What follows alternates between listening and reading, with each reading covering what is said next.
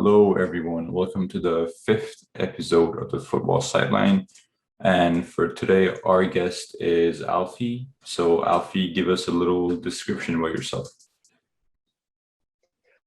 Hi, I'm Alfie. You might know me on TikTok as Mazala. I make annoying videos and get people to listen to them against their own will.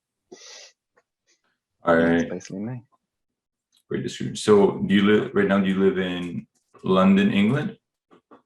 I live about an hour away from London, but Okay, yeah, okay. London's the closest. So, yeah, you're definitely in the culture for football for sure. Yeah. I've grown up on football. I've lived football. It's my life pretty much. Yeah. Are you a Chelsea fan? No. I am. Yes, I Okay. wore this Chelsea shirt specifically. Well, that must be a Is good that good year for you then. Yeah, very good year. I'm pretty good this last year. So yeah. All right, so we'll get into the first question, which is actually for the Euros. Unfortunately, England lost. Yes. Uh, Yes, we did. so apart from the excellent defending that we saw from Italy, what do you think were the other factors that contributed to Italy's success in this Euros? So I've got two that I can kind of nail down on a like up to a point. The first one is kind of midfield retention. So it sounds a bit weird, but Jorginho was the most fouled player in the Euros completely. And a lot of that was just him winning tactical fouls to relieve pressure off his defense, to just slow the game down, break up the opposition flow. So basically what it was just kind of the dark arts, if you want to call it that, of mastering a game, knowing how to play it, knowing, because you've got Chiellini and Bonucci, two very experienced players, but you've got a lot of leaders on that pitch, so they kind of know how to win. They're used to it, and they can, because they played a lot of possession football in the group stages, but a lot of counter-attacking football as the kind of tournament got later on. So, and they were kind of suited to do that because their midfield is just so technically good. So on the counter, they could kind of soak up pressure and then move the ball really, really, really quickly between their midfielders and get it up to the striker and the forwards kind of as quickly as humanly possible. And they could also kind of dominate the ball if they wanted to. They could, toy with their food basically, because the opponents just couldn't win it off them, and they tired them out so much that eventually, you make the opposition tired, mistakes happen, goals are conceded. So it's kind of knowing how to play the game and then having the players on the pitch to do what Mancini wanted, which is, dominate the ball or then let us be dominated, but hit them, really incisive counters. So that's one reason. And then the second reason I had was kind of their efficiency in front of goal. So I've got some numbers here for like goals, big chances, and big chances missed. So the top four scorers were Denmark, England, Italy, and Spain. So Denmark scored 12, had 12 big chances and missed 7 of them. So they weren't actually that efficient, but they had some screamers in them, like Christensen against Russia, Damsgaard against England, and also Russia, if I want to be corrected on that. So yeah, they kind of got so deep into the tournament because they were scoring some really outrageous goals that kind of won them games. England scored 11, had 20 big chances, missed 10. So that's not awful. That's sitting at about slightly around average. Could definitely be improved upon, but we didn't score enough like long shots. So we didn't take them enough. We didn't trust ourselves enough. Italy scored 13, had 18 big chances, missed 11. That's pretty good, but also what we saw helped them massively was goals like Chiesa against Spain, where he kind of created something from nothing. Insigne against Belgium, yeah, that's just moments of magic that don't really come from a rehearsed sequence on the training ground. And then here's the kicker, kind of why Italy actually won and Spain didn't, was because Spain scored 13 goals like Italy did, but they had 28 big chances and missed 20 of them. So they just couldn't finish. If they could score goals, maybe they would have won the tournament, but they didn't. So they didn't win. So kind of the reason Italy won was not because other teams were bad. It's just they were consistently good at finish, doing the task at hand, whereas other teams try to score the perfect goal or rely too much on long shots, and then when they come up against tougher opposition that don't deny them space outside the box to do that, they can't do that. So yeah, it's kind of they blended scoring beautiful goals like the one they scored at Barella's against Belgium, where they kind of pressed Belgium into giving them the ball away, and then some lovely footwork from Barella, and it's a goal. And then they also scored enough goals like Insigne's against Belgium to win them games that kind of made something from nothing, basically. Yeah, for sure. Those are definitely some good points. So how do you think those points you made, do you think that was also the case for when they played against England? Yes, I unfortunately do. So we went, 1-0 up really early into the game, right? Yeah. And you can kind of tell at that point we weren't ready for it. We weren't expecting that to happen, and we kind of lost our edge because we looked really sharp in the first kind of like 5 minutes. And once kind of the thrill of us scoring died down, it obviously set into nerves because it's the first final we've been in 50 years. There's so much expectation. We're playing at Wembley, so you could see on the players' faces they were, and the manager Southgate as well. We changed our game plan 5 minutes into the game, and you don't do that. That's mental. We were just scared. Whereas Italy, they've been in this situation before. They're born winners. They've won Champions Leagues. They've won Serie A's. They've won Premier Leagues. They've won la di da di da. They know how to win. They've won international tournaments before. We haven't won one in years. So they knew how to play the game. And once they scored that goal, once Bonucci scored the goal, it was so evident that they were gonna not, it wasn't evident that they were gonna win, but they were so clearly favourites at that point after they scored, because all momentum had shifted from us to them, even though the score was tied. If that makes sense. Yeah, for sure, that does make sense. So yeah, you did say that the coach, Gareth Southgate, changed the whole game just after 5 minutes into the game. He also, during the last couple minutes of the game, he made a few substitutions for penalties. He brought some players on, and then those players missed their penalties. So in that case, do you think it was Gareth Southgate's fault? Like, do you think it was a good move for him or a bad move? I'm not a massive Southgate fan, so anyone who knows that will probably take this as me just bashing Southgate for no reason. But it was just an awful decision to do. Bringing on penalty takers like in the 120th minute, it's not unheard of, right? It's fairly common to do. Yeah, for sure. If you're going to win it and take a penalty shootout. So the act itself of bringing on penalty takers, yeah, sure. But what's baffling to me is the time he did it. It was like the 118th minute, or yeah. I can't. Someone quote me on that. I'm not sure about that time. So they literally had no time to warm up at all in the game. Hadn't got a feel for the game at all. Second reason, you brought on a penalty taker in Rashford. Fair enough. Sancho isn't a penalty taker, and neither Saka. So that's baffling as well. You've taken off those who could feasibly take a penalty. I wouldn't trust Henderson with one, but yeah. So you bring on two players who aren't penalty takers, okay, and then you've also brought on three players who, bar Saka, have had pretty much no game time in the tournament. Sancho played one game. Rashford, how many games did Rashford play? Did he play one? No, he didn't. Did he play I don't one? think he did. I'm not sure. He barely got any time. I don't think he played.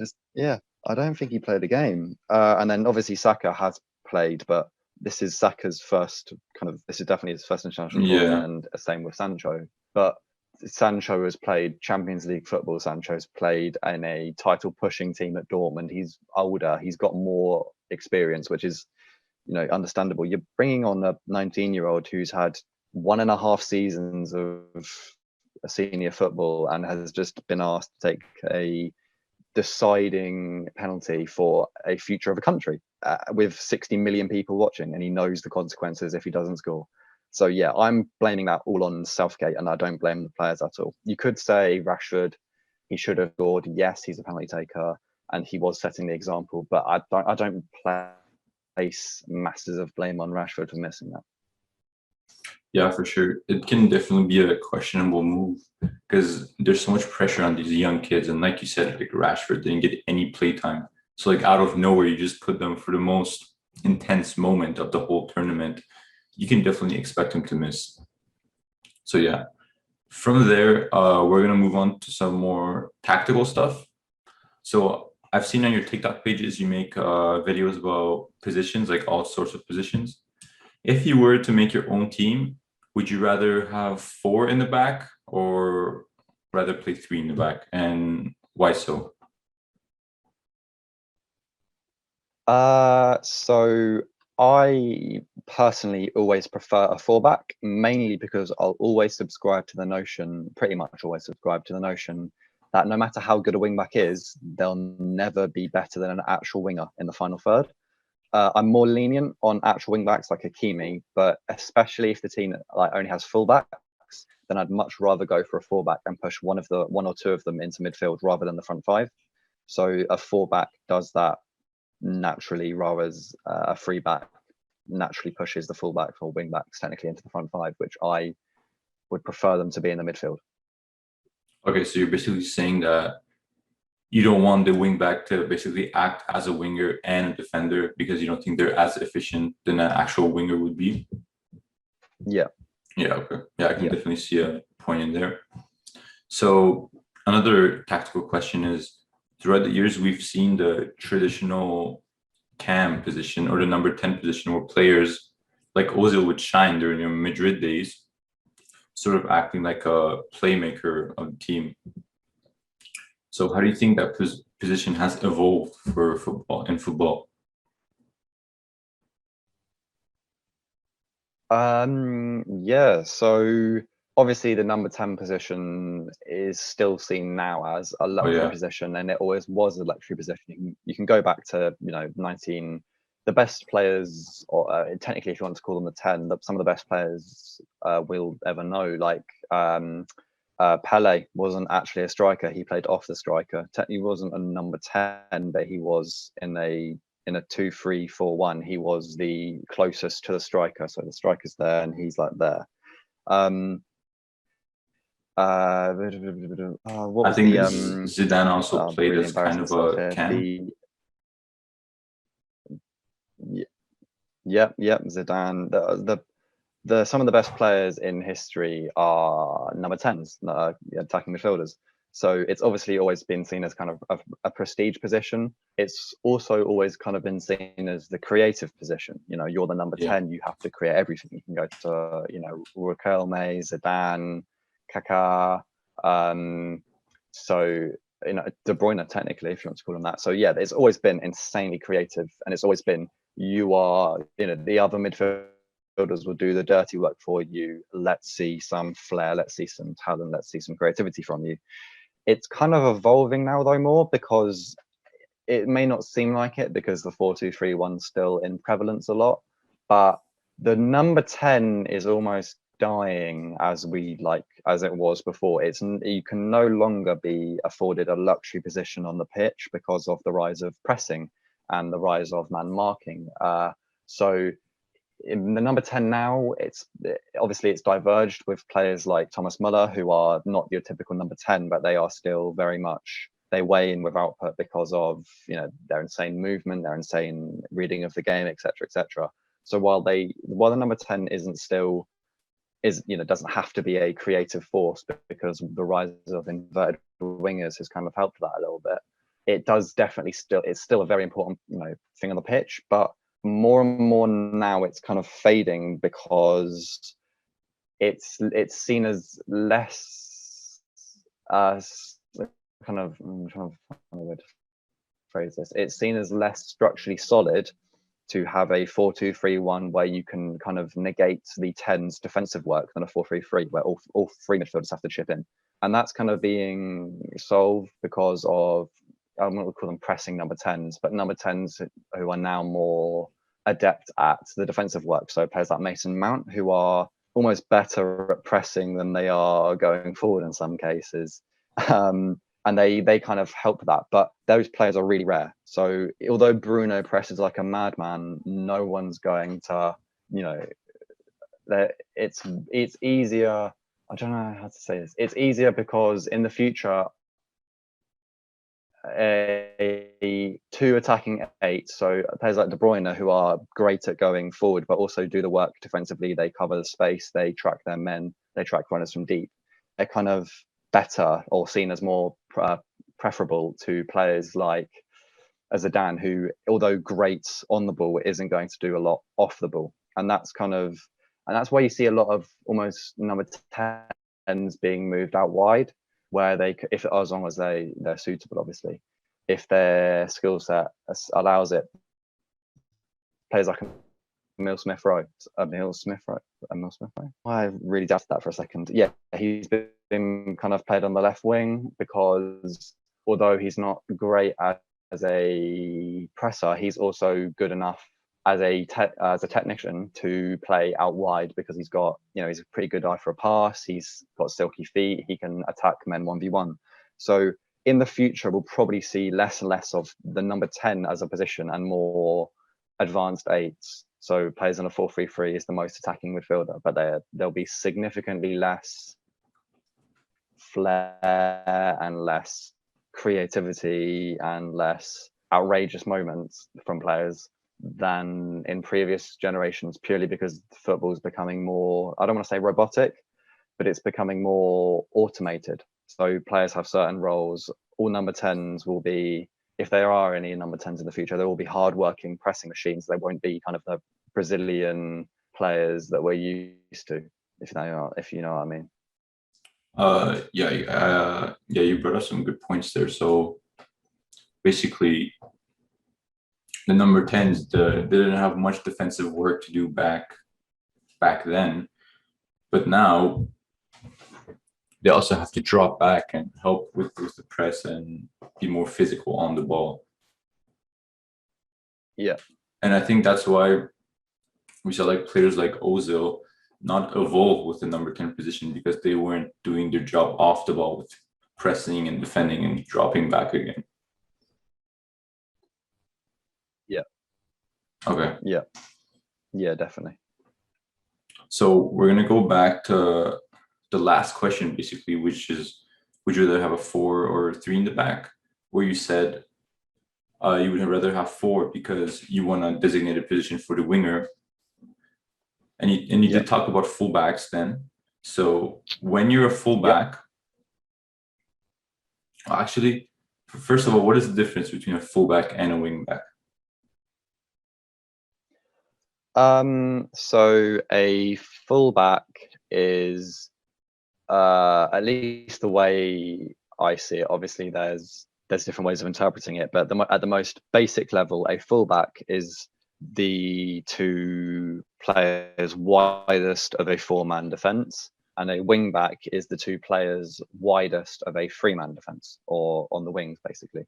So a fullback has to balance, obviously they have to still be good going forward now, but they have to balance defensive duties and attacking duties kind of equally. They have to have a good engine to be able to support players, but they also have to kind of be versatile in the way they play, because they're going to find themselves in as many situations defensively as offensively. So wingbacks, on the contrary, have much more attacking influence. So it's not entirely uncommon to see wingers being played as wingbacks or being converted to wingbacks, because they have much more attacking influence than defensive influence. Obviously, they still have to be able to be competent defensively, but their main role is going forward. So because they have a extra centre back to cover for them. So that's kind of the way I see it. Okay, that makes sense. So as a fullback, you did say you still have some attacking duties. When do you think you should be overlapping as a fullback, and when to stay back?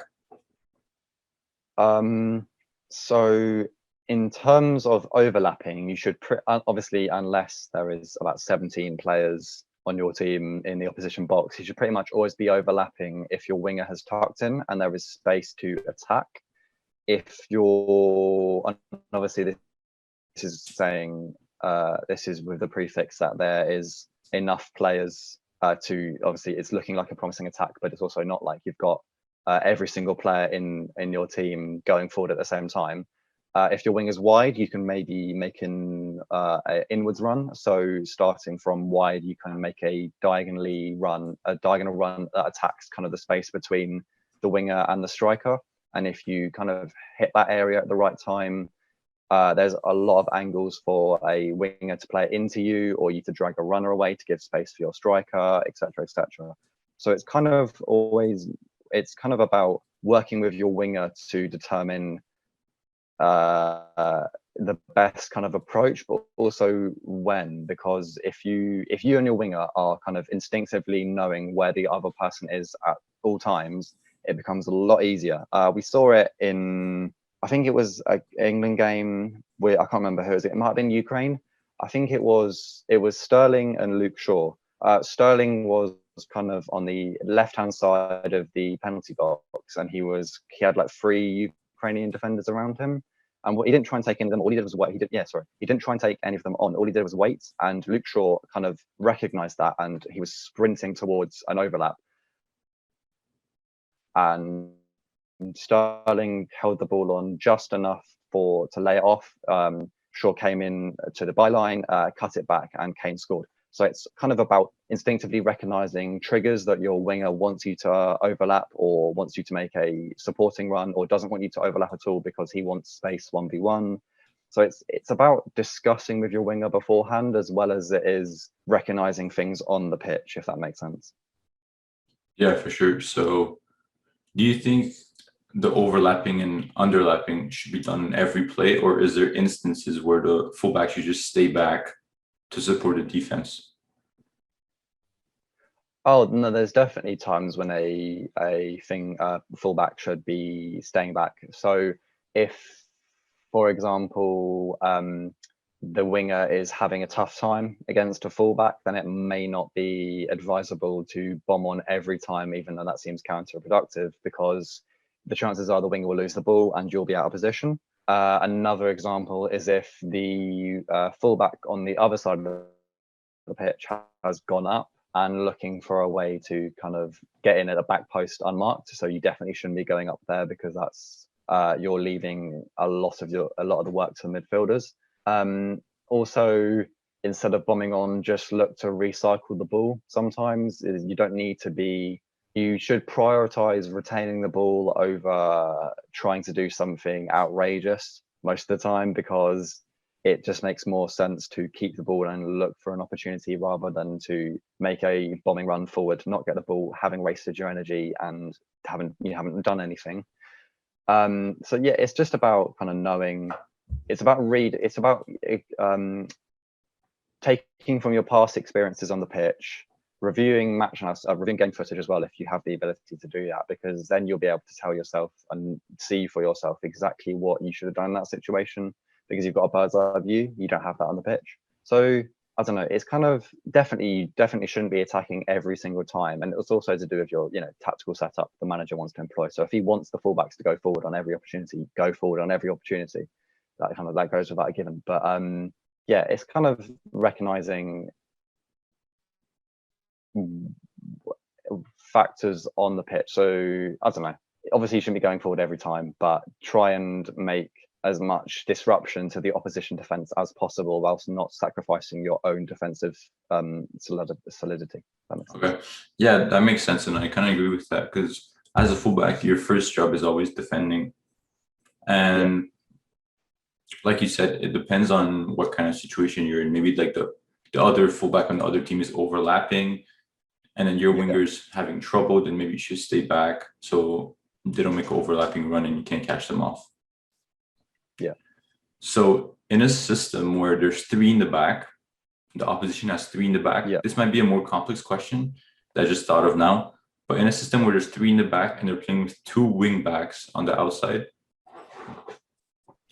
and your team is playing with 4 in the back, and you're one of the fullbacks, how would you deal with that Yeah. wing back if the midfielder from that team is pushing in? So you have two to cover. Okay, that's a really good question because we saw it at the Euros, didn't we? We saw that with Yeah. Portugal and Germany. So I think it was Nelson Semedo who just got completely overran by Gersons and Havertz because they were both drifting onto his flank. One of them was pinning him centrally, and then that allowed Gersons to run in, or Gersons was pinning Semedo and that allowed Havertz to run in. So it's really, really hard to work out what to do in that situation. The first thing you should do is talk to your midfielder or whoever's the midfielder and see what he's trying to do, because if he's being lazy, then obviously tell him to track the attack the other midfielder so you can track the wing back. If not, then if he's already got his hands full, then it's kind of making sure to you want to stay as centrally as possible so you don't allow the attacking midfielder space, but you also want to have a body position that allows you to see the wing back and know what he's going to do or anticipate what he's going to do. So if you can kind of get yourself in a position to see or to challenge the attacking midfielder should he receive the ball, but also to kind of see out the corner of your eye the wing back and whatever move he wants to make, then you should, that's the ideal position. If the ball's on the opposite side to where you are, so if the ball's on the left-hand side and you're playing right back, if the ball's on the left-hand side and you're playing right back, for example, you definitely want to be watching the other wing back more than the attacking midfielder, because the attacking midfielder is likely going to be making a run centrally. That's the centre-back's job, that's not your job. Whereas the wing back is going to be making a run into the box from wide, and that's your area. So always watch the wing back for crosses, but in a kind of every other situation, you want to be watching the attacking midfielder more, but also be aware of the wing back, because the chances are they'll try and blindside you and get in behind. Yeah, I think that's a really good point you made on the crosses, where the midfielder isn't really kind of your priority because the wing back can make a blindside run behind you. But I also agree that in other situations, it's always good to stay tucked in, try to contain the midfielder, and then if he passes it, you can just track him on the outside, because we don't have any problem with him going on the outside. It's more the central area that's dangerous. So yeah, I totally agree with that. So now, this isn't as much of a tactical question, but who do you think is going to win the Premier League this year, this upcoming year? That's a really good question that I haven't worked out the answer to, so I'm going to try and logically do it now. If the current squads stay the same, I'm going Liverpool, purely for the fact that City and Chelsea haven't made any signings yet that are notable. So on the current squad climate, I'm going to go for Liverpool, because I think that Klopp will be hungry after kind of an embarrassing season. Injuries will have subsided. Van Dijk's back. Hopefully, Mane's back to full form. So I'm going Liverpool as of now. But should City get Grealish or Kane, whoever, one marquee signing and a left back, then I think they can definitely win it again. It's really likely that they will if they do get that kind of that. If they get Kane, they're definitely winning the league. If they get Grealish, they're likely to win the league. But these things can't be for certain. Chelsea, I don't see winning the league because we just don't have enough experience. Kind of, we still haven't fully meshed as a squad yet. There's still some areas that need to be worked out. So I can't see us winning the league this year. We could possibly win it next year because hopefully Tuchel will still be in charge by then. We haven't sacked him. But by that point, he'll have worked for the squad for the best part of 2.5 years. So he'll have worked out any kinks. United, I've put the expectation on them that they win the league or push really hard for it and get a trophy. So let's say they come second and win the FA Cup. That's a successful season, because if they get Varane, they've got Sancho. If they get I don't know who they want in their defensive midfield position yet, because it hasn't really come out yet. But if they get their targets for the summer, then they have to be realistic and say, right, we've spent a lot of money. We've kind of fixed the 2-3 areas in the squad that were most lacking, we have to push for a league or Champions League, whatever. I don't see them winning it purely for the fact that we saw what happens when you try and combine 200 million of players into one team in one summer with Chelsea. I mean, but but yeah, I don't see us. I don't see United winning it. So Spurs definitely won't win it as well. I'm going to put that out there. So it's obviously, and the most obvious answer is it's between Liverpool and City. Liverpool, as of now, if signings don't change. City, if signings do change, and I think signings will do change. Yeah, I mean, I think I'm not sure when the transfer deadline is, but I think there's still some time to have time for some transfers. What I'm most interested about though is how good Van Dijk will be when he returns from his injury, because he's been out for a year now, and before that he was at the top of his game. So do you think he'll be back to his complete form? I wouldn't say complete, because it'll take some time for him to adjust to football again. Not only because he was injured, because he hasn't played in so long. So I don't think he'll come back as good as he was, but I do still think he will be the best centre back in the league once by kind of November or October time. He'll have got into his kind of groove, and I do think he will be the best centre back in the Premier League. He probably won't be as good as he was before, but he's still an outrageous defender. Yeah, for sure. I totally agree. From there, actually, I'm interested in your opinion on this. I discussed it in the last podcast, but who do you think your top 5 defenders are in the Premier League? In the Premier League, okay. Am I allowed to say Van Dijk? Yeah, you can say that. That's fine. He was injured, but yeah. We'll refer Van Dijk's to his one. I think personally. Yeah. His pre-injury. Yeah, pre-injury Van Dijk is the best defender I've personally ever seen. Number 2 is Thiago Silva, and I'm not just saying that as a Chelsea fan bias. I do think he's excellent. Number 3 is probably maybe.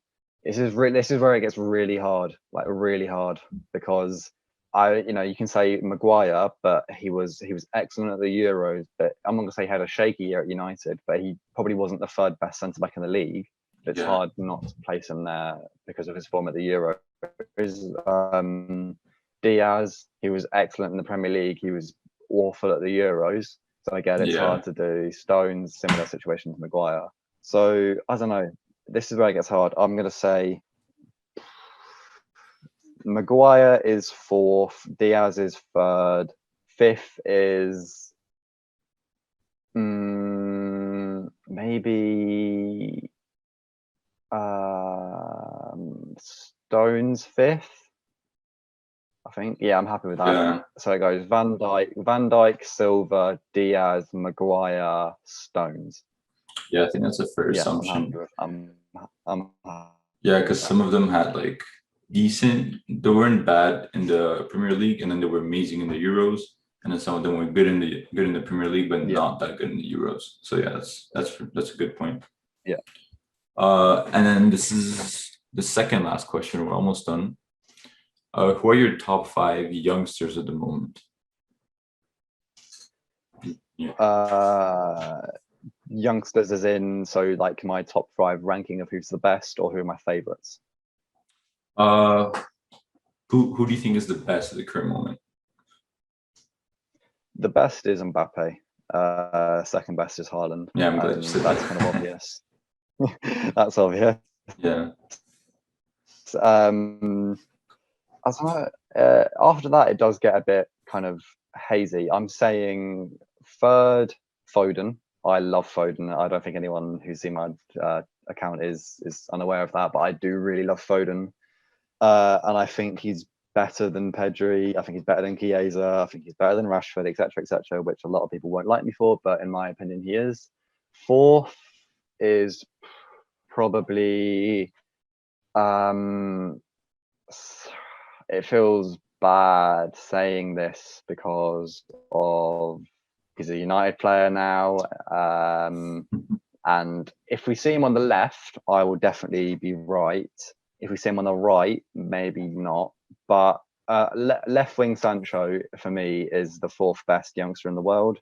And then actually no, scrap that. Fourth, I'm having De Ligt. Fifth, I'm having Sancho. Yeah, that sounds right. Oh, that's an interesting take. Yeah, well, everyone's kind of forgot about him, and I feel like that's not fair because he's still one of the best defenders in Serie A. He's still one of the best defenders in the world, actually, and he's really young. So yeah, that sounds fair to me. I'm surprised you didn't say Mount in there since you're a Chelsea fan. Yeah, me and Mount have a interesting relationship. I'm not his biggest fan. I'm not his biggest critic, but I'm not his biggest fan.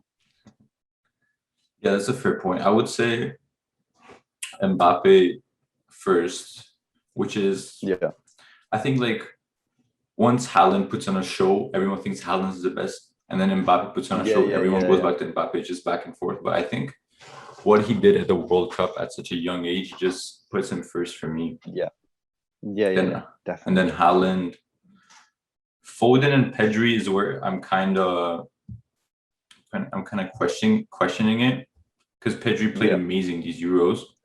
Yeah, and he played like 60 games, and he's still playing in the Olympics. That's crazy to me at such a young age. That's a stupid amount of games. Yeah, and he hasn't gotten injured or anything, which is kind of weird. No, that is weird. Yeah. So I really do like Pedri. I do like Pedri. I don't know. There's something until I see more at club level instead of international level, then I'm sticking by my opinion that he's definitely a really good talent. Yeah, definitely really good. So I'll put Pedri third for me. Yeah. Foden fourth, and then I wanted to say Fatty, but he's been injured, so like I don't know how good he'll come back. Yeah. It's hard to say. Yeah. Yeah. So, and I'm not sure about Sancho. I'm not the biggest fan of him, so I might have to go with De Ligt on this one too, to be honest.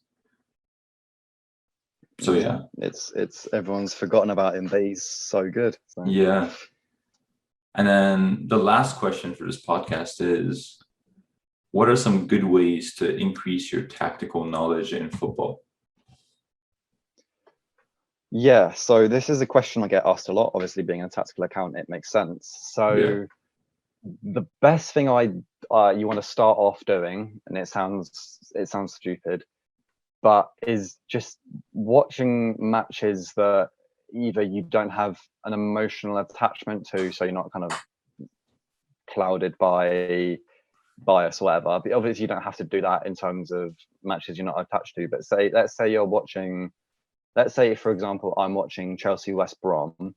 I would watch it in a very different lens to Chelsea, I don't know, Arsenal, because I'm much more emotionally invested in Chelsea versus Arsenal than I am Chelsea West Brom. So I can look at the Chelsea West Brom game in a much more kind of analytical way, rather than getting really heated into it. So the first thing I do is kind of take a step back from the game you're watching and look at it kind of from an unbiased filter.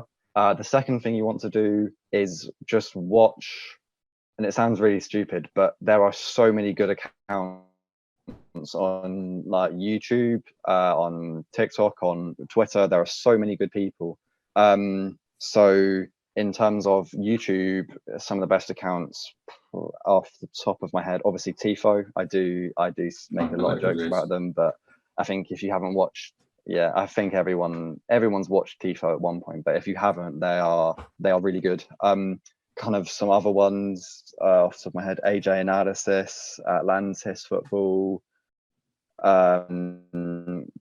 Football Meta. These guys just break down the game in a way that's really easy to understand. So yeah, you want to watch YouTube videos on tactics, because that kind of teaches you the basics. And then what you want to do once you've kind of watched enough videos, once you've kind of feel you've got a decent enough understanding of player positions, player roles, formations used, etc., you want to watch a game and then see how you can apply those concepts to the game you're watching. So the best way to do that is just say, let's, I don't know, it helps in the Champions League because these are teams that you probably won't watch that often, so you don't have preconceived notions about them. But if you want to say watch Barcelona versus Inter Milan, for example, and you've watched some tactical analysis on both Koeman and, well, it would have been Conte, I don't know who it is now. So you can see how Koeman does like to adopt a kind of 2-3-5 on the ball. So does Conte, but him and Conte both do it very differently. Conte likes to build up through his wingbacks. He likes to go direct. He likes to use Lukaku as a kind of, he likes to move Lukaku out wide and then kind of force him to combat the fullback 1v1. Koeman uses Messi in a false nine way. So what you kind of want to do is see the concepts that you've watched on YouTube, etc., and then apply them to the games that you're doing. It helps if you've got a if you can make like little notes on your phone, or get like a formation app and move the formation around as you see it happening on the pitch. It kind of helps you visualize it. Then if you find that interesting, if you find that rewarding, read some articles. I guess that's the next logical step. People on Breaking the Lines have got some really great stuff. People on Football Idealists have got some really great stuff. Articles typically tend to be about more niche concepts, but they are the ones that I've personally find the most interesting, because it's like, if you're not looking for them, you won't find them. But if you will, you see them popping up in games. And then once you've done that, that's when you kind of get monetary. So if you want to buy, say, books, anything by Jonathan Wilson's really good. Anything by Michael Cox is really good. And obviously you want to get to the point where you're interested enough to spend money on these things, rather than spending money and then working out you don't like them. But yeah, that's kind of how I got into tactics. I just kind of one day just got a bit bored of watching football and tried to watch loads of YouTube videos. I've read loads of articles. I've spoken to some people on Twitter who are much smarter than me, and I kind of just got interested. And then the more and more you get into that culture, the more and more it rewards you. So I've learned more in the last 6 months than I have in like my first year of being in the kind of analysis scene. So yeah, I don't know, that's how I did it. Yeah, there's definitely some good there points are in there. more qualified people Yeah, so yeah, listen, thanks for being on the that's podcast. I appreciate it. No, thank you for having me. Yeah, it was a great podcast. We covered a lot of good things. The video was a little bit shaky. It's been great fun. Thank you. Because you're from England, but that's totally fine. Yeah, I think. Yeah, there's nothing we can do about that. Yeah, I do apologize. No, it's totally fine. So yeah, cool. Where can they find you on social media, everywhere? I guess best place is just find me on TikTok at Mazzala. Anywhere else, all my links are on that. So if you want to find me, just find